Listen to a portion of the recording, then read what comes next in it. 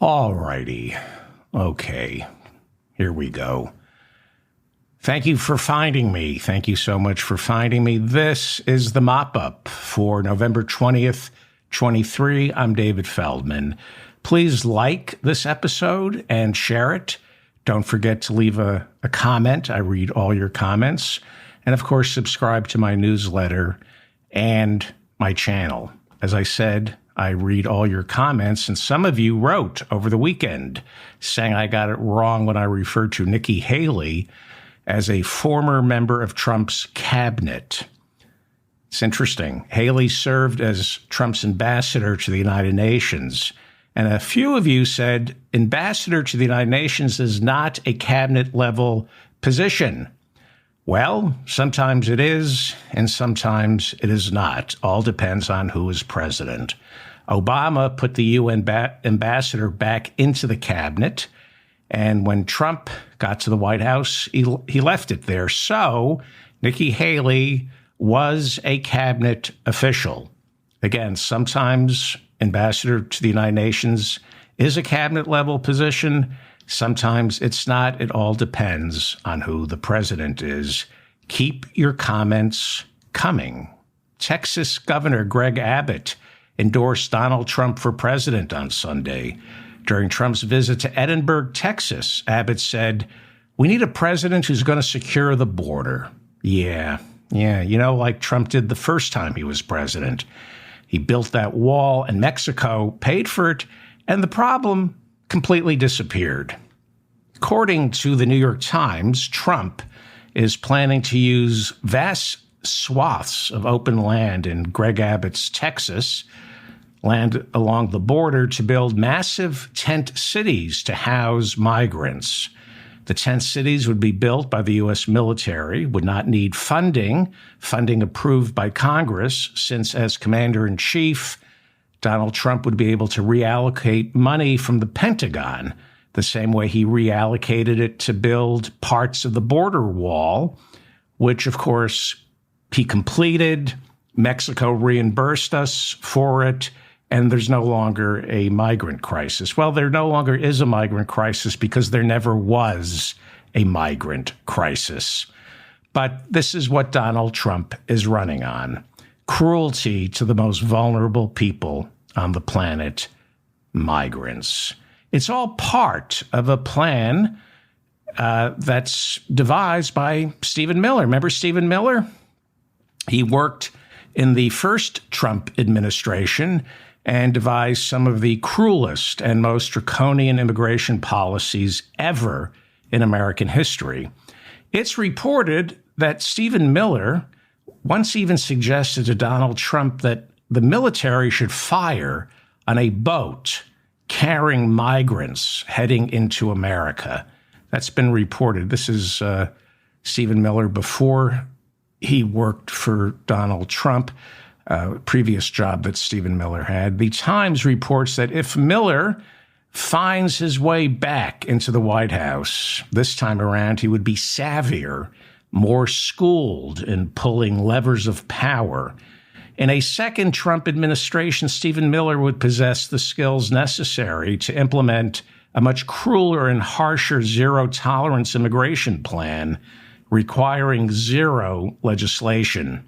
Working with lawyers from the Heritage Foundation, Stephen Miller's immigration plan would deploy sophisticated legal workarounds coupled with friendlier justices now in the lower courts and, of course, the Supreme Court, because a good number of those justices have been appointed by and are loyal to Donald Trump. Stephen Miller proudly told the New York Times that Trump would order ICE to conduct massive sweeps of workplaces, indiscriminately rounding up as many undocumented workers as possible. Brought to processing centers, the migrants would be sorted out while being detained indefinitely. He's open about this. Stephen Miller said sweeps would also be conducted by the National Guard and law enforcement officials on loan from red states, the sadists who just can't wait to punish somebody because it feels good to punish people. This is all part of Project 2025, a plan hatched by the Heritage Foundation to hit the ground running on day one of a second administration. Hit the ground running, really more than hit the ground running. They are planning shock and awe. It's what Steve Bannon originally wanted the first time around with the first 4 years of the Trump administration. But he and Trump and Stephen Miller lack the resources and the understanding of how the administrative works and how it can be deconstructed. Now they understand it, and they're getting a lot of help from the Heritage Foundation. Donald Trump's new plan is to implement a variation on what is called the Green Bay Sweep, a plan devised by Steve Bannon and Peter Navarro. Navarro was Trump's former economic advisor, who, along with Bannon, was found guilty of contempt of Congress after they refused to testify before the January 6th committee and explain their plans for a Green Bay Sweep in the halls of Congress on January 6th. We've gone over the Green Bay Sweep.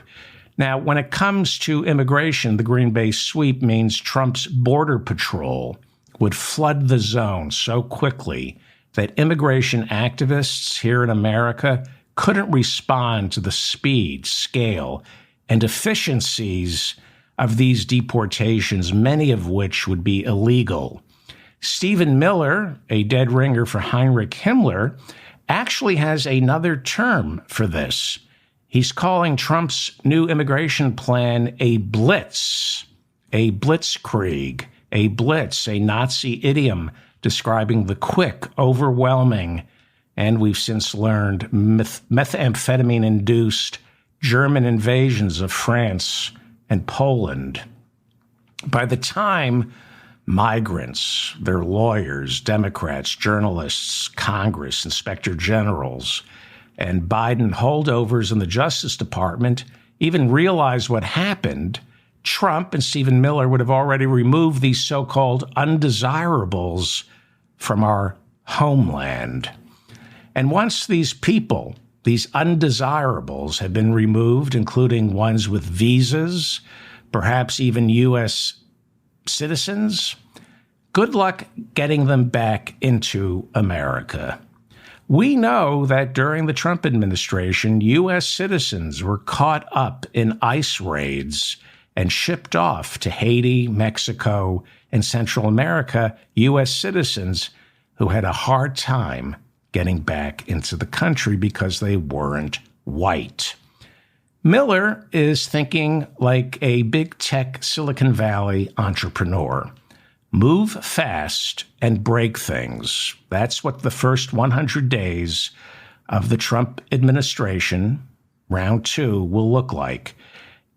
Move fast and break things. In Silicon Valley, when experimenting with new concepts like artificial intelligence or self-driving cars, the motto is, it's easier to ask for forgiveness than it is permission. Trump and Stephen Miller are planning a similar attack.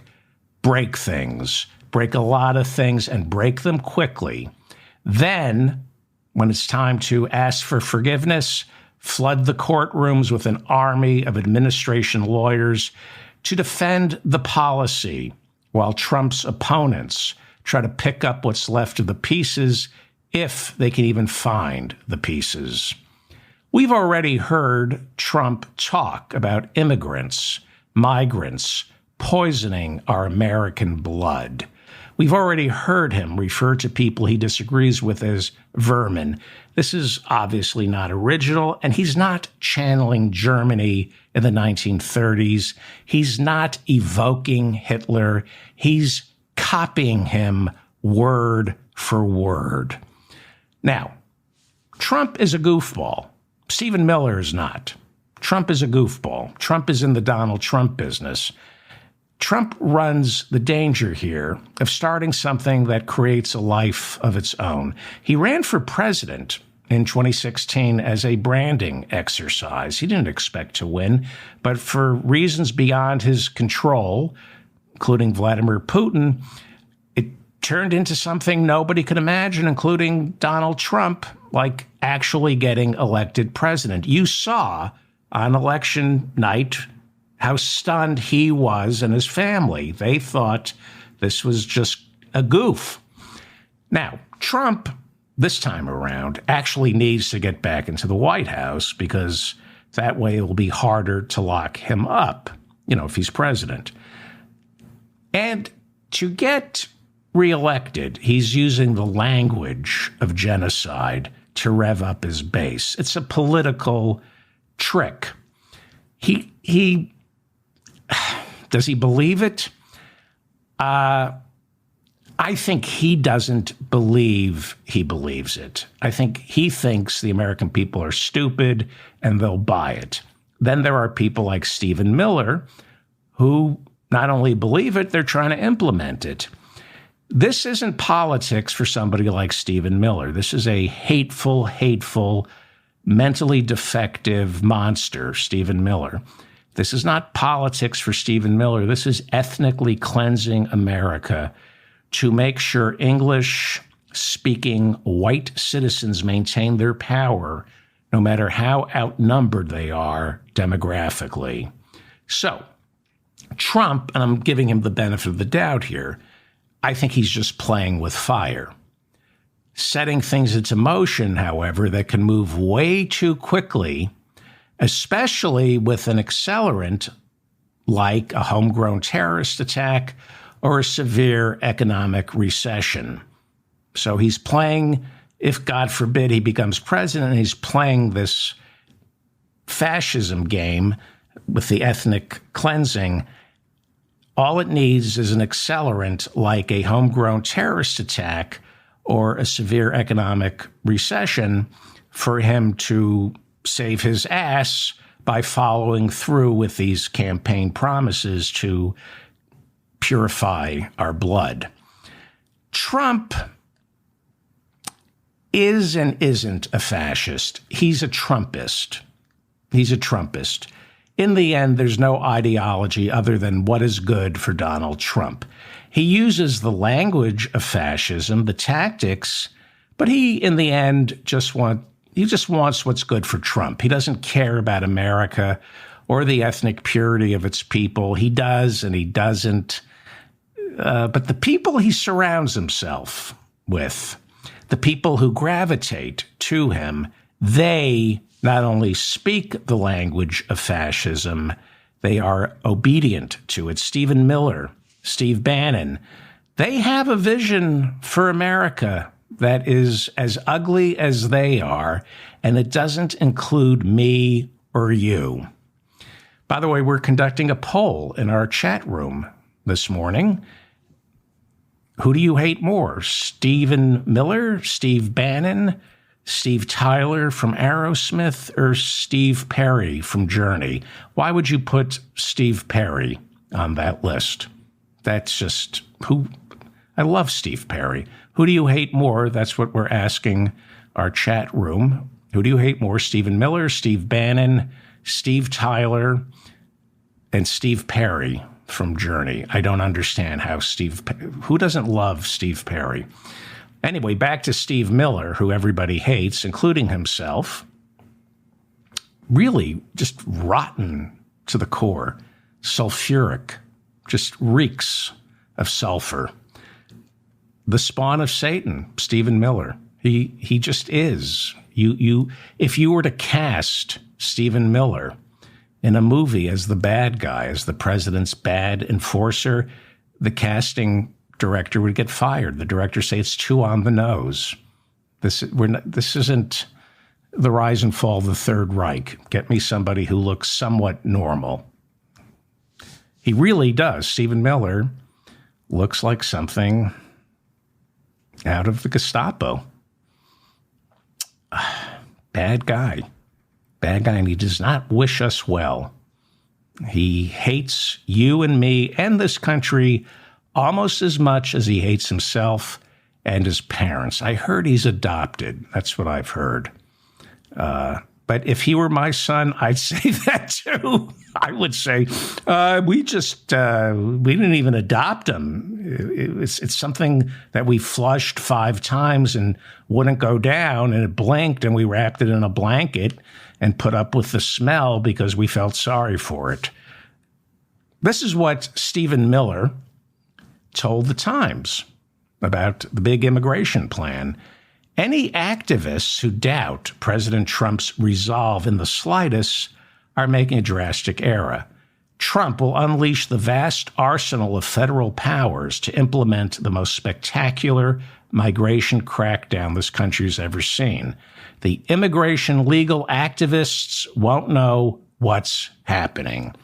Blitzkrieg, the Green Bay sweep, flooding the zone. This is the Times in last week said Trump's second term, they're already planning it. And this time around, Trump is saying no more Mr. Nice Guy.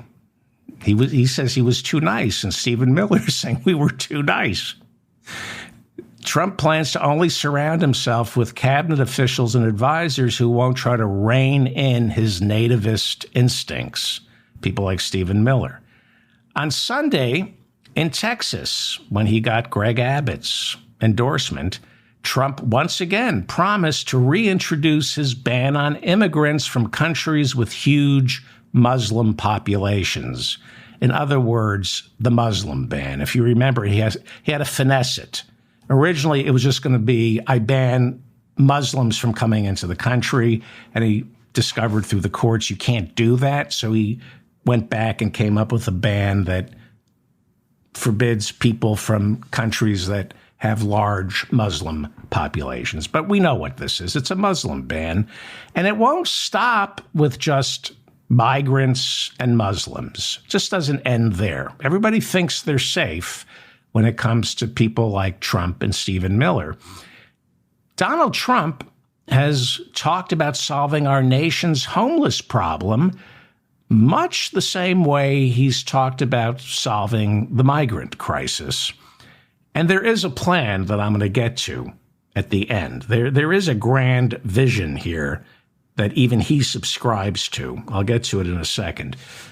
He has talked about solving our nation's homeless problem, not with affordable housing, rather by rounding up what he refers to as urban campers and placing these urban campers in what he calls tent cities, where they will be given food and offered drug rehabilitation. But Trump cautions only if they want to be helped, because Trump warns that a lot of these urban campers, they don't want to be helped. That's what they are. They're urban campers. They're goof-offs. They're not homeless. Urban campers. It's a lifestyle they chose. That's how he's framing it. Don't feel sorry for them. They didn't lose their home or fall through the cracks. No, they decided to go camping in the city. Here is Donald Trump earlier this year talking about how he's going to solve the homeless problem. We'll ban urban camping wherever possible. Violators of these bans will be arrested, but they will be given the option to accept treatment and services if they're willing to be rehabilitated. Many of them don't want that, but we'll give them the option. We'll give them the option. Many of them don't want that. They don't want to be rehabilitated. We'll give them the option. What is rehabilitation in his mind out there in the tent cities? Well, it'd be picking lettuce for free. Please continue, mein Führer. We will then open up large parcels of inexpensive land, bring in doctors, psychiatrists, social workers, and drug rehab specialists, and create tent cities where the homeless can be relocated and their problems identified. Problems identified. Yeah, I mean, this is where my relatives ended up, in tent cities. They were relocated, out of sight, out of mind, and their problems would be identified. You identify their problems, not their problems, what kind of problems they are for Trump's vision of America, And so you know which camps or tent cities to put them in and what kind of stars they should wear and how you dispose of them.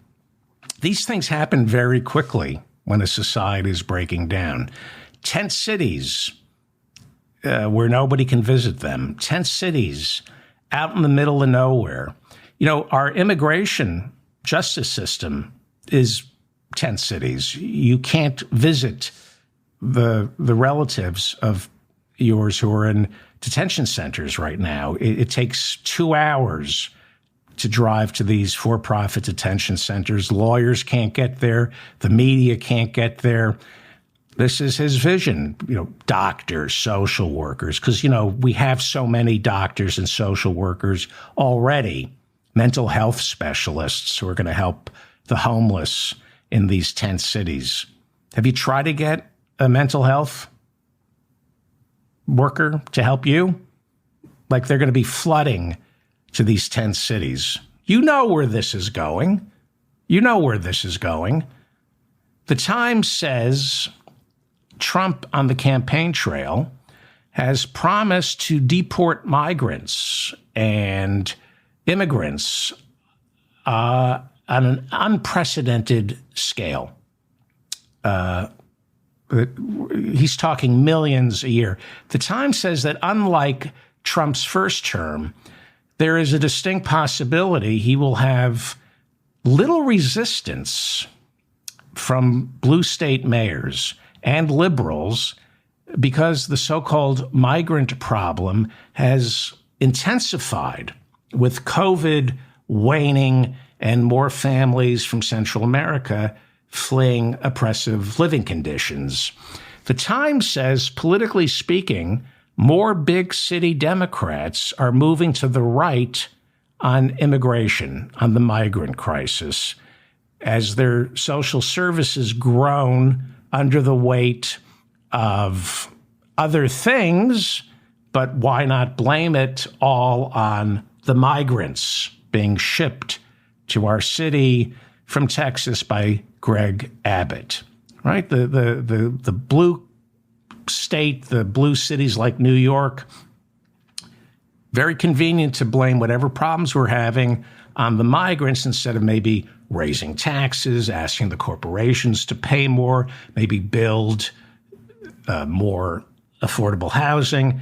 The migrants are a very convenient scapegoat. So perhaps more so than in 2016, Trump is going to run even bigger in 2024 on the issue of migrants because blue state Democrats have chosen to blame homelessness, crime, and urban decay on a busload of migrants. That's what they're doing. They're doing what the Republicans do. Democrats are now relying on migrants because immigrants have always served as a dependable scapegoat for their own greed, for blue state greed or policy failures. Speaking of policy failures, here is the abhorrent New York City Mayor Eric Adams this summer, unable to address the homeless crisis, blaming the migrants because he's incompetent. This issue will destroy New York City. Destroy New York City. This issue is going to destroy New York City. I've played this before. Go ahead, Mayor. Never in my life have I had a problem that I did not see an ending to. I don't see an ending to this. I don't see an ending to this. Wow.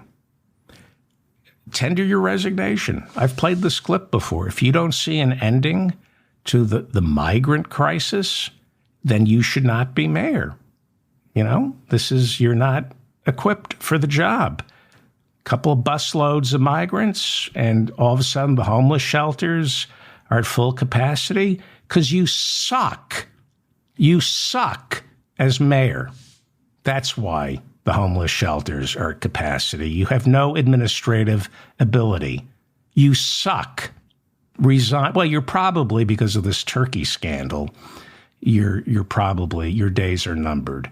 But for a mayor of New York City to say he's never seen a problem that he couldn't solve except for the migrant crisis in the shadow of the Statue of Liberty, where all 4 of my grandparents arrived, go F yourself, you incompetent idiot. On the campaign trail, according to the New York Times, Trump has sold his mass deportation plan as being based on what he calls the Eisenhower model. Trump looks back fondly to what was then called, and this is what it was called, and I apologize, but this is what they called it, Operation Wetback. And that's a slang for Mexicans, and that's what we called it in the 50s. In 1954, Eisenhower ordered the deportation of millions of Mexican immigrants who came to America during the 40s to work our fields as well as perform other jobs in order to relieve a World War II labor shortage.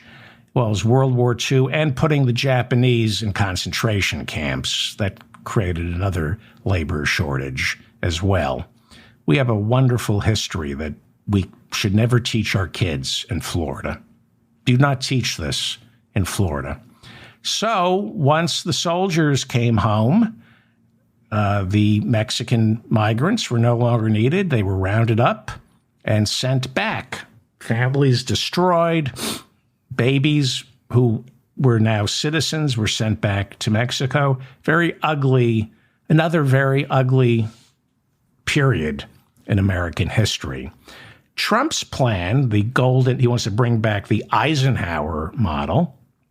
Trump's plan is not limited to new arrivals. He wants to remove undocumented immigrants who have been living in America for decades and who might have already parented children whose citizenship is guaranteed by the 14th Amendment.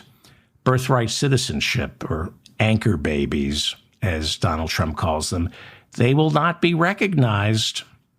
Trump will deport them first and then invite the children to file lawsuits to gain re-entry from whichever country they are sent to.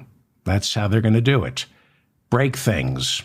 It's better to ask for forgiveness than it is for permission. So they will accidentally deport citizens, children who were born here with their parents, and then everything gets tied up in the courts. You know, Vivek Ramaswamy, who's running for vice president, also wants to eliminate birthright citizenship. We played the clip of him admitting that he is a recipient of birthright citizenship. Both his parents came to America from India. His mother and father conceived this monstrosity, Vivek Ramaswamy, here in America, and they were not citizens. But because he was born here, I mean, the biggest argument for getting rid of birthright citizenship is Vivek Ramaswamy. His parents didn't become citizens. His father never became an American citizen. Vivek Ramaswamy's father is not an American citizen. His mother became an American citizen after she had this homunculus. So he's the beneficiary of birthright citizenship, Vivek Ramaswamy, but he wants to get rid of it. These are bad, bad people. Bad people. I put him in the same category as Stephen Miller. Bad, bad, bad, bad people. Morally and mentally defective. There's something wrong with their brains. And if we had, anyway, watch it, David. Watch it. Be careful. You're live. Don't get angry. Trump recently promised to deport any foreign students who participate in rallies supporting the Palestinians. He said he would order his State Department to conduct what are called ideological screenings of all foreign students who apply for visas to study in this country. This is the McCarran Act. This is how we didn't allow Charlie Chaplin back into the country. Trump also has plans to deport tens of thousands of refugees from Afghanistan who were brought here after Biden pulled our military out of the country 2 years ago. Most of these immigrants from Afghanistan are considered political refugees who need to come to America because they cooperated with the American military during the war. And if they go back to Afghanistan, they would surely be punished by the Taliban upon their return. This is an abstraction for most of us until you meet somebody from Afghanistan who has to go back, and they're non-persons. They have no country. Put yourself in the position of a dreamer who came to America as a 3-year-old, a 4-year-old, whose parents are undocumented, and you're getting this constant message from Republican presidents, that you're not welcome in this country. You fear ICE. The country that they want to send you back to is not only gang-infested and authoritarian, it's a country you know nothing about. It would be the same as sending you back to Guatemala or El Salvador. They left when they were 3. And somehow, in America, we demonize the people we need to come to this country. We need these people. I'm a broken record on this. It's Economics 101. Our population is in decline. We need more people to prop up the economy as well as our social safety net. We have a population implosion. We need these people. The Times says there's a 1996 law that allows for what are called expedited removals, where the United States government can move very quickly and deport anyone who's been in this country for fewer than 2 years. It's much harder to deport someone if they've been here for a while. Tell that to ICE. And thanks to this 1996 expedited removal law, it's very easy to deport recent arrivals. Now, this law back in 1996 was intended for catching recent arrivals and then quickly sending them back. I think they called it catch and release, like it's fish. How dehumanizing. It was intended for Border Patrol to grab someone just as they came in and turn them around. Trump has been trying, when he was president, he tried to expand its use. The courts didn't back him up properly. They didn't file the cases in the right way.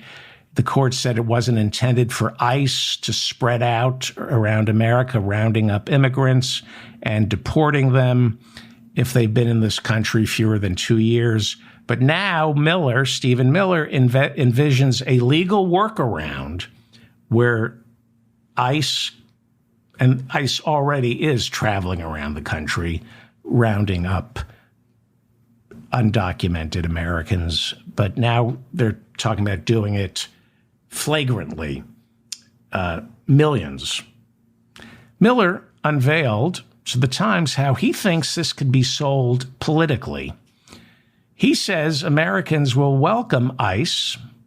They'll be grateful that ICE is engaging in these mass workplace raids where undocumented workers are shipped off to detention camps and then sent back to where they came from, because it would create a tight labor market in order for unions and American workers to thrive. They can demand higher wages and benefits.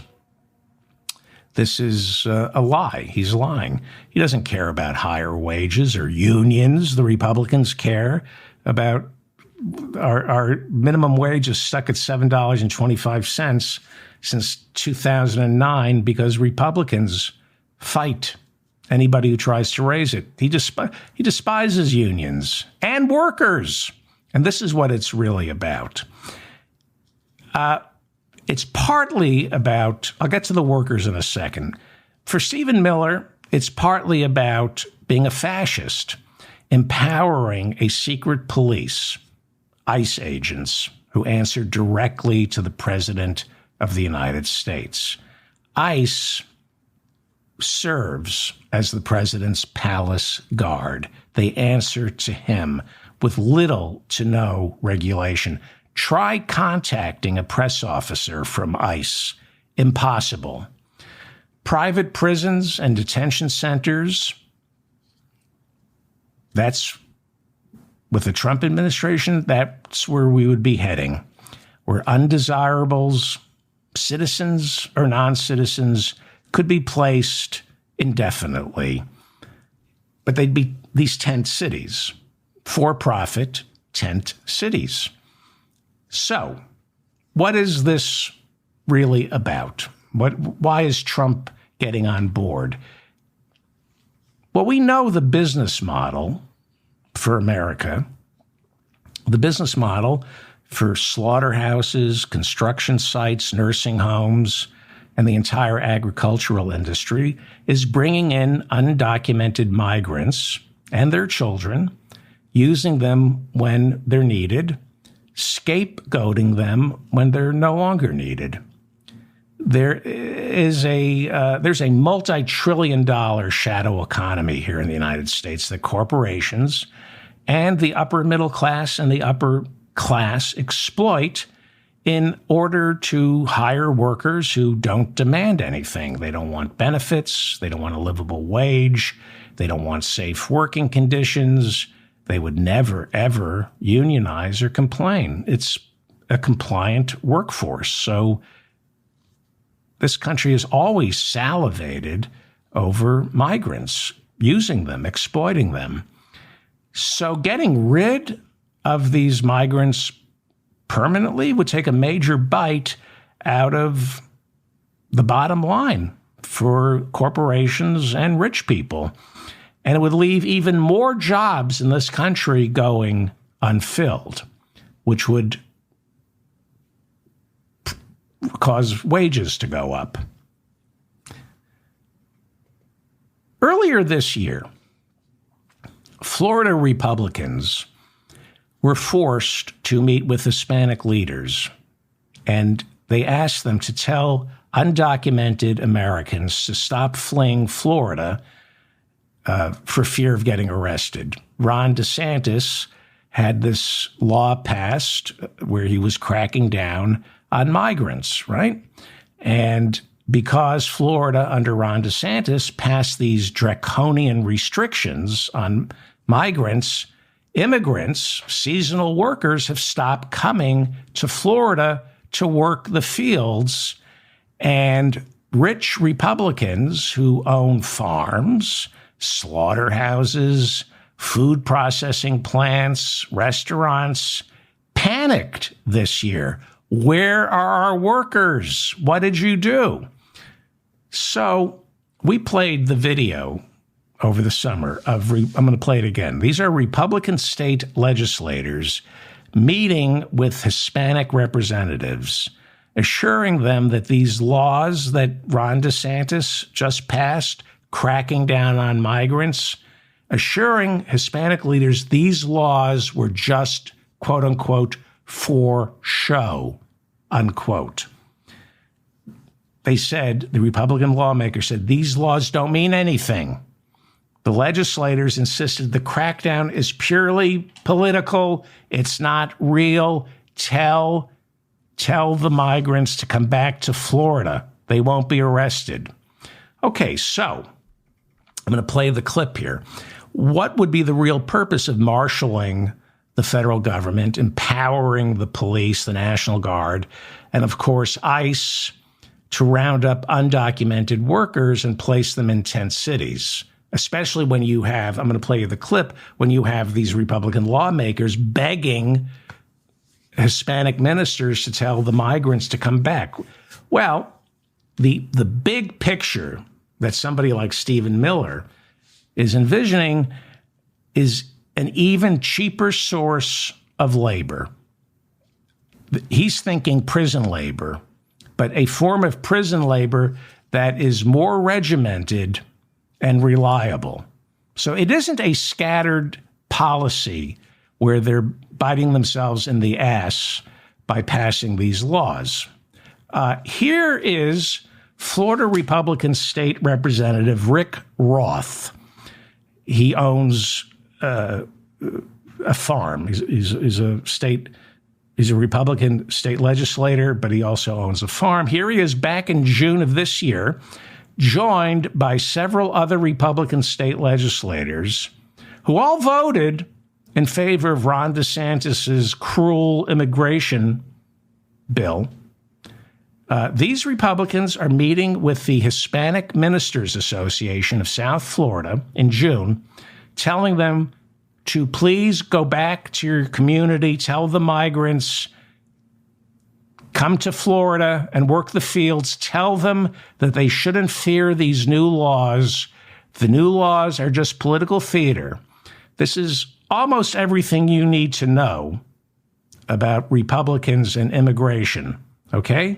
Remember, they're saying this is just political, okay? And then I'll get to why the end game for Republicans is to eventually arrest them all, not send them back, keep them in tent cities, and make them work for free. I'll get to that in a second, but here is Florida Republican State Representative Rick Roth. This is more of a political bill than it is policy. It does give more police state powers going forward to deal with immigration, but still, this is mainly a political bill. Thank you very much. Okay, we're just trying to give the police more power to be arbitrary and arrest who they want and torture who they want. That's part of the fascist playbook. Here's more. It does give more police state powers going forward to deal with immigration. Right. Okay. Next. This bill is 100% supposed to scare you. Y la mala noticia es que este proyecto de ley 100% tiene el propósito de darles miedo. I'm a farmer, and the farmers are mad as hell. Yo soy un agricultor y los agricultores están bien bravos. We are losing employees. They're already starting to move to Georgia and other states. Estamos perdiendo empleados y se están mudando a otros estados como Georgia. Unbelievable. More. It's urgent that you talk to all your people and convince them that you have resources, state representatives, and other people that can explain the bill to you. Es urgente que ustedes hablen con sus personas porque tenemos representantes estatales que pueden explicarles este proyecto de ley. We passed a bill that promises to round up undocumented migrants and arrest them and send them home, but explain to them it's just political. It's just for show. We had the best president in my life in the last 30 years, and I'm still supporting Donald Trump. I love my governor. He's the greatest governor. He's the greatest governor in. Right? So he passed this law that's terrorizing migrants. I'm losing money on the farm because of Trump and DeSantis, but I'm a Republican and I have no spine. So before I go, I just want you to know that I love Ron DeSantis and Donald Trump because I'm a Republican and I have no testicular fortitude. Don't be mistaken. The Republicans have a plan. They just don't want anyone to know what it is, including Representative Roth. American companies right now have a labor shortage. Millions of jobs are going unfilled. Corporations bring in migrants to do seasonal work, but the government doesn't want to provide these migrants with affordable housing or a social safety net. So the Faustian bargain, Trump and Stephen Miller and the Republicans are going to make between corporate America and the most vulnerable people, the migrants. They're going to make a deal with them. They're going to say, you're never going to become citizens. You're going to be permanent felons who are in this country illegally, and you now have a choice. You can be sent home to your gang-infested third world country, or we keep you in a tent city where you are fed and loaned out to pick our fruits, vegetables, work our slaughterhouses and construction sites for free. That's where this is heading. Free labor, detention centers, for-profit detention centers, tent cities. That's the plan. That's Stephen Miller's evil plan. And corporate America, they would lap it up. And they would lap it up. We know it's already happening in our prisons thanks to the loophole in the 13th Amendment. 40% of all prisoners in America are performing jobs for either the state or Fortune 500 companies while working pennies on the dollar. In Texas, they get paid nothing. We have black prisoners in Texas picking cotton for free. But our prisons are at capacity, and you can only lock up so many Americans until it starts looking unseemly, like right now. American citizens have rights, but what if you start locking up non-citizens and keep them in tent cities, in for-profit detention centers? You keep them as a permanent source of free labor. Yeah, make America great again. Turns out Republicans aren't trying to bring us back to the 1950s. It's the 1850s. This is their vision. When you look at somebody like Stephen Miller, that is his plan. That is his plan. Read about Stephen Miller when he was in high school in Santa Monica, California. This is his plan. They hate humanity. They hate themselves, and they hate humanity. It is locking up a permanent class of felons who aren't American citizens. That's the end game. And it has the added benefit where the fascists can harness the power of Homeland Security. I've always been wary of the word homeland in Homeland Security. It has the added benefit of giving ICE and Homeland Security the power to deport any immigrants who harbor pro-union democratic ideas. There's also the added benefit of placing such a strain on our courts, such a strain on the ACLU, immigration attorneys, human rights activists, and human rights attorneys. There'll be no resources left to address the sheer volume of ordinary American citizens who are being accidentally held in these detention centers. And you get a Republican-controlled Senate and a Republican-controlled House, they'll just waste away in these detention centers. And they already do. Never forget, according to the ACLU, half the American citizens being held in the Fulton County Jail, where all 19 co-defendants in the Donald Trump RICO trial got their mugshots, half the people being held in the Fulton County Jail have either not been charged or not indicted. And those are American citizens. And then, of course, there's the cruelty. See, cruelty is the reward for most Americans who stand to gain nothing from this. Here is Donald Trump talking to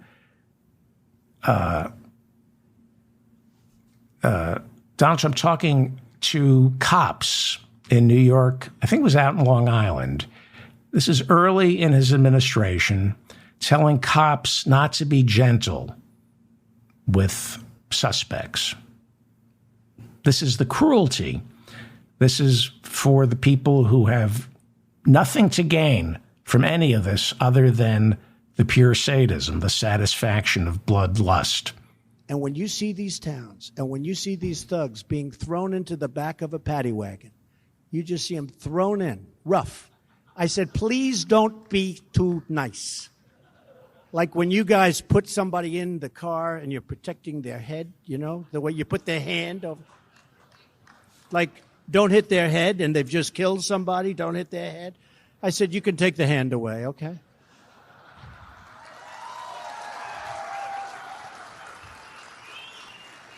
They're the cops applauding that. Applauding police brutality. That's what's in it for the poor schmucks, the middle-class schmucks who don't get to participate in all the benefits, financial benefits from fascism. You get to watch people who don't look like you get roughed up by the cops. This is fascism. And trust me, it's not going away when Trump goes away. There are fascists in the Senate like Tom Cotton, the senator from Arkansas, Josh Hawley from Missouri. There are theocratic fascists like our speaker, Mike Johnson. This will never go away.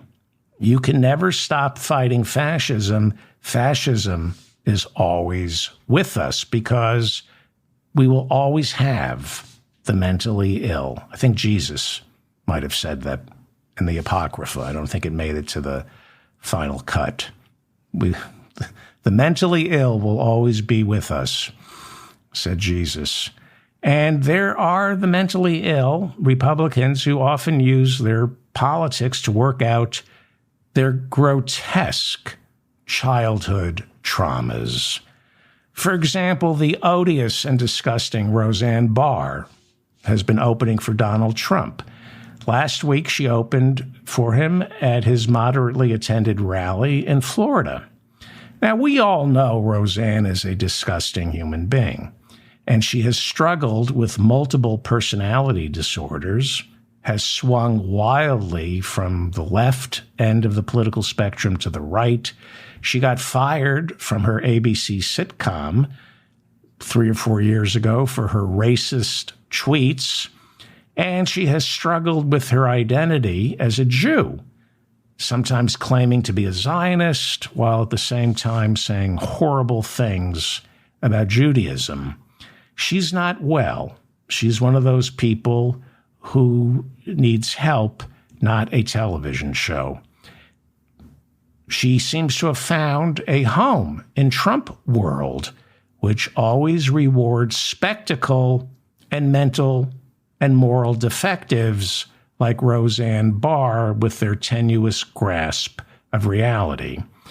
Here she is opening for Donald Trump last week. This is where people go from being sad and pathetic to a danger to the community. This is where you go from feeling sorry for Roseanne to she needs help to protect the rest of us. Aren't we all fed up with the deep state bullshit?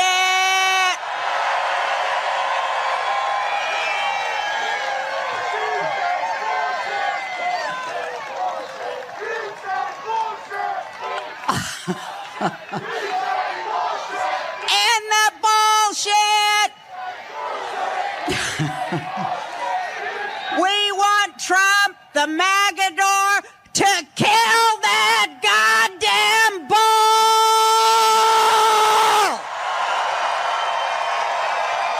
End the bullshit! Kill that goddamn bull! This is Donald Trump is about to come on to this introduction. That's Roseanne Barr. Also opening for Trump in Florida is the equally detestable Sarah Huckabee Sanders, Trump's former press spokesperson.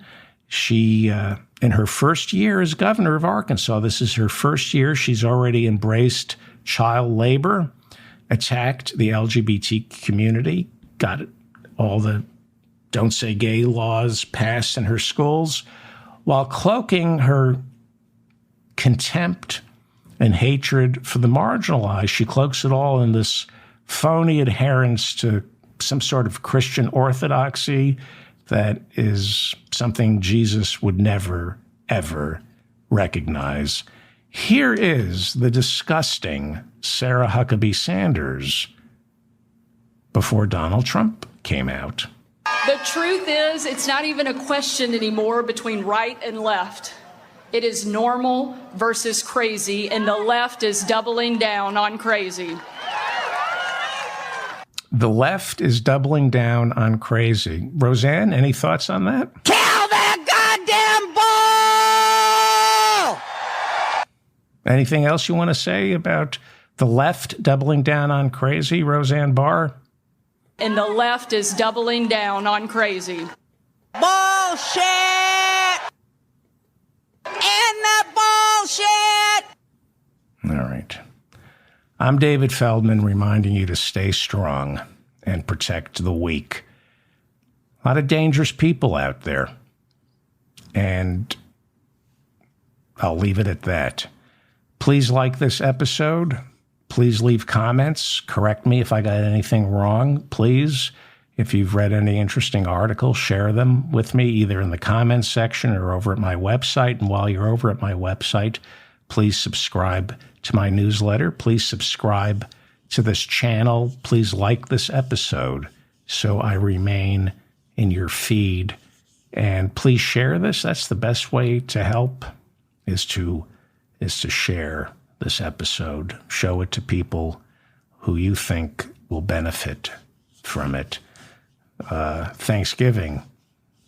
Are you going to be spending Thanksgiving with your crazy uncle? Or are you the crazy uncle? Thank you to Bob in the chat room. Oh, the poll. The poll. We have a poll. Which Stephen do you hate most? Is it Stephen Miller, Steve Bannon, or Steve... hang on for 1 second. I have to turn the sound off here. Thanksgiving. Okay, here's the poll. We have 1,062 votes. Hello, everybody. Let's see, 1,064 votes. Here was the question. Who do you hate more? Stephen Miller, Steve Bannon, Steve Tyler from Aerosmith, Steve Perry from Journey. I'm just kind of surprised by this. So I'll start at the bottom. Steve Perry came in... Steve Tyler from Aerosmith got 2% of the vote. Apparently people aren't following his legal troubles. More people hate Steve Perry from Journey? His name shouldn't even be on the list. 3% hate Steve Perry from Journey the most. So Steve Perry comes in third. Coming in second is Steve Bannon at 29%. Wow, this is great. Stephen Miller, 66% of you with 1,100 votes. 66% of you hate Stephen Miller. You're Stephen Miller. People hate you, Stephen Miller. People really hate Stephen Miller. All right. That makes me happy. Thank you all for listening. I'll see you tomorrow.